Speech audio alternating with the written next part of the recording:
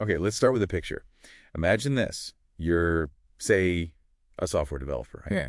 You're deep in the zone, that amazing flow state, Totally focused. building this complex thing in your head, this, like, mental architecture. Yeah, it's delicate. And then, ding, a notification. 30-minute meeting. Oh, no. And just like that, poof, the mental model. Shattered. You go to the meeting, you come back. But the flow's gone completely. Exactly. The rest of the afternoon is, well, it's a struggle. That quick meeting basically wiped out the whole afternoon's productivity. It's such a common story. It really is. And it's not some rare event, is it? Yeah. It's like the daily grind for so many creators, the makers. So in this deep dive, we're going to unpack that. We're looking at this fundamental conflict, drawing from Paul Graham's maker's schedule, manager's schedule. And Cal Newport's deep work. Really seminal stuff. Totally. Our mission here is to understand why this clash happens and, maybe find some ways to fix it, give you that shortcut to really getting it. Sounds good. Okay, so Paul Graham, he laid out this core idea, this dichotomy. Between makers and managers. Right.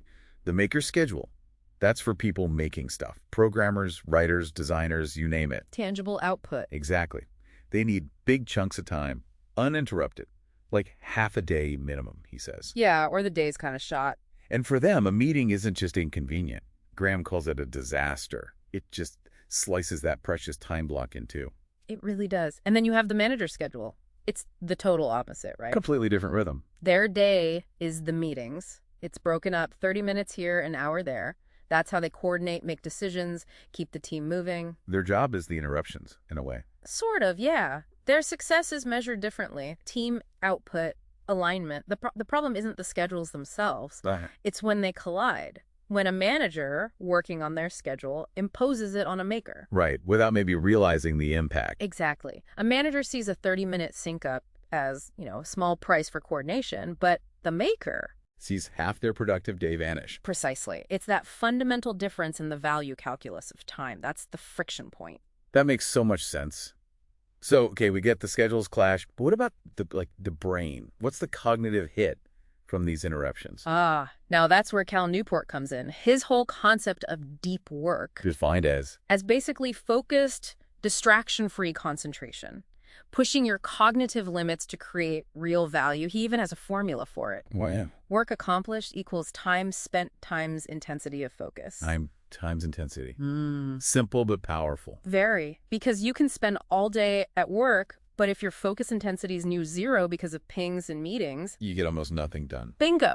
And the cost of switching contexts, jumping between tasks, it's huge. Your brain just can't toggle instantly. Takes time to reload everything. A lot of time. Research suggests it can take, get this, up to 25 minutes to get back to that deep focus state after just one interruption. 25 minutes. Wow. Yeah. And constant multitasking, it could slash your daily productive output by like 40%.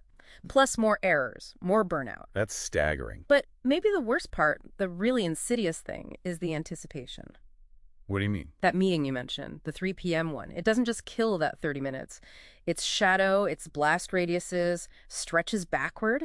So you know it's coming. So you don't start anything big or complex beforehand. Why bother if you know you'll be interrupted? You avoid the deep stuff. That blast radius can poison the whole afternoon or even the morning before it. Exactly. It destroys potential deep work time without even touching it directly. I feel that blast radius deeply. Okay, so this makes me think about agile teams. Scrum, for example. It's all about interactions, ceremonies. The daily stand-ups, sprint planning, retros. Could those, ironically, enforce a manager's schedule and hurt deep work for the makers on the team?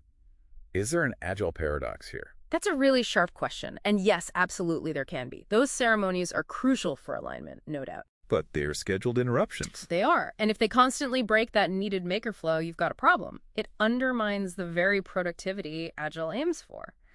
So yeah, how do we protect deep work then? That's the million-dollar question. It needs a multi-layered defense. Starts with the individual, things like, aggressive time blocking, turning off notifications ruthlessly. Taking control of your own focus. Then the team level, agreeing on core, no interruption hours, or maybe entire meeting-free days. Maintrust tried that, right? Oh yeah? How'd that go? Reportedly very well. They gave individual contributors, I think, 3 meeting-free days a week. The feedback was overwhelmingly positive. More actual work got done. Interesting. So team agreements are key. What about managers? Managers need to shift their role, become shields, not sources of interruption. Mhm. Audit meetings, are they really necessary? Provide extreme clarity so makers don't need constant check-ins. Be the gatekeeper. And finally, the organization, shifting the culture. Valuing tangible output over just looking busy, over presenteeism. That's a big one. Culture change. It is. And you can look at other ideas too, like Kanban. Its focus on limiting work in progress naturally encourages finishing tasks, deep focus. Right, less context switching baked in. And things like GTD, getting things done, help clear your head before you even attempt deep work. Think about Atlassian's FedEx Day, too. Right, 24 hours for developers to work on anything. Exactly. It shows what happens when you deliberately create that protected space. Massive creativity boost. So bringing it all together, this clash between maker and manager schedules isn't some small thing. It's a fundamental. Absolutely. And the fix isn't to stop collaborating. It's to be much more intentional about how and when we collaborate. Designing a system that respects both needs. That's the goal. True agility, true productivity needs both deep, focused work and effective collaboration. It's a balance. A conscious balance. Okay, so wrapping up, here's something for you, our listener, to think about. How can you apply these ideas? How can you carve out more protected space for your own deep work, or maybe help your team or organization do the same? What's one small change you could make starting tomorrow?